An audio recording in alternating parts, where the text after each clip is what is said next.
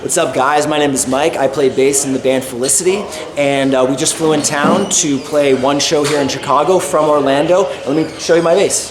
So what we have here is it's a Fender Jazz, and it is the Geddy Lee Custom. But this one, you got Geddy Lee's signature right there.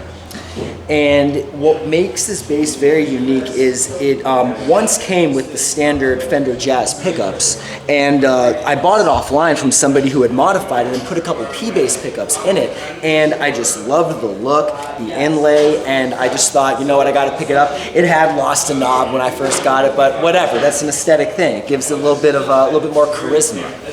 And something else that I actually did with it, in Felicity, I usually play a 5-string bass, but just simply because I love the look of this, I actually strung it with a B-E-A-D tuning, which is basically the bottom 5 strings of the bottom 4 strings of a 5-string bass, and I had to actually get the hole drilled a little wider to get the B string through there, but basically I can have the thump of a 5-string bass with only having 4 strings. So what we have here is the tone knob. I usually keep it maxed out because I like bringing out the maximum volume in both of these pickups and then adjusting it on my actual amp rig.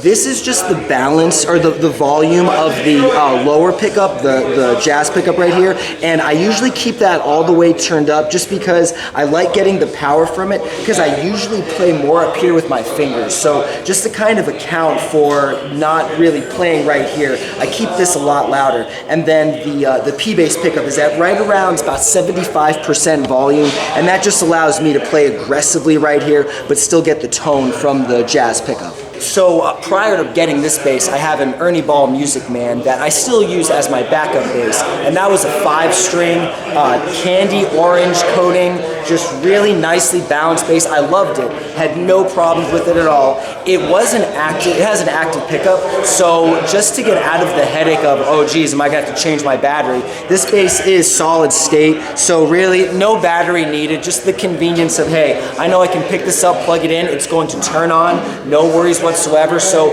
my Stingray is at home because couldn't bring 2 basses on this trip, but that is my backup bass through and through. If anything happens to this, I can easily go back to that Music Man and still deliver a great show. So the strings I typically go to are, of course, Ernie Ball strings, and that is in the spirit of having a 5-string at home, but I really like the 45s to 130s. It just gives a really good consistent thump for about the 2 to 3 months that I'll go before needing to change them again. I can be a little snobby with just wanting that bright tone if I know we're playing multiple shows in a row, so I will change them out.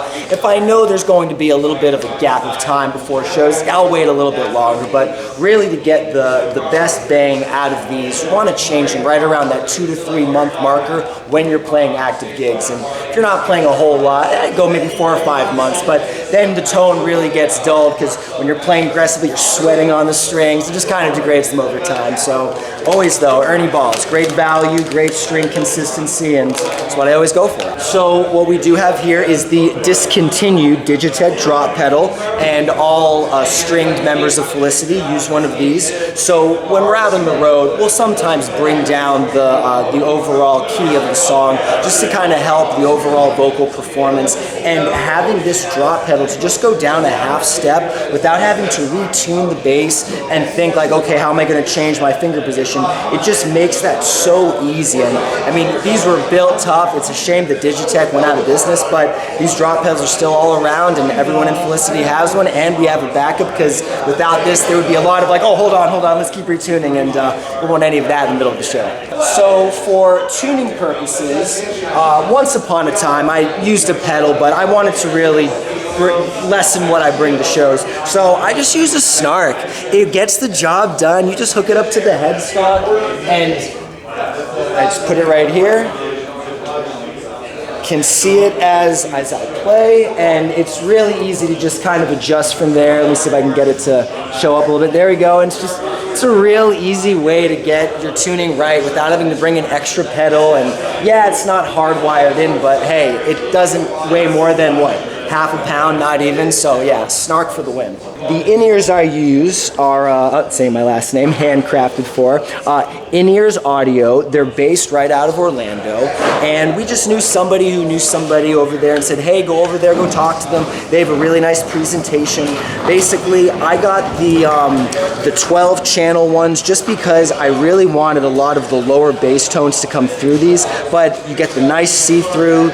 Blue is always your left. You can even opt to have a extra little detail put on the front. I like the wooden tone right there because that reminded me of a very old bass that I used to have, and then the glossy blue. But a lot of nice customization and at a great value, and they get the job done. I've had these for probably 3 years now, no problems, and they are insured. So yeah, In-Ears Audio in Orlando, Florida. So basically, guys, the best thing to know about the band right now is that we just put out our latest single. It's called Lovesick Blues, available on all platforms, Spotify, Apple Music, Tidal. It is everywhere. Lovesick Blues, definitely go check it out.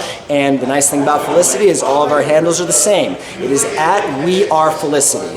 That is on Instagram, TikTok, Facebook, Twitter, all the same, at We Are Felicity. You can find all of the tour dates and all the latest Felicity news through any of those handles, and look for us doing some little show one-offs this summer, and hopefully jumping on some tours coming your way very soon.